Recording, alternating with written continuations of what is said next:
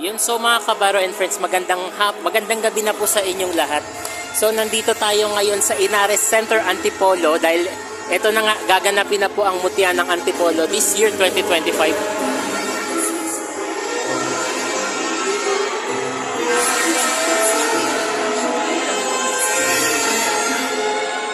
So mga kabaro and friends, ang ingay na po nila dito.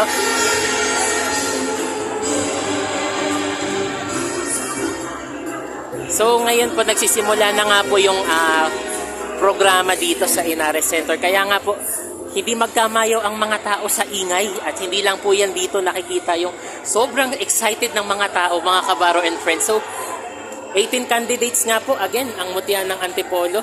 So nandito nga po mamaya yung mga last year winners. Sana makita ko naman po sila mamaya. Narito nga po yung mga last year winners na sila. Miss Maris Nueva, ang ating mutya ng Antipolo 2024. Miss Jewel Masangkay, Miss Iris Obogne, at siyempre ang mga kandidata natin this year. So mga kabaro and friends, another update mamaya po. Babalitaan natin ang eksena dito sa Inares Center Antipolo.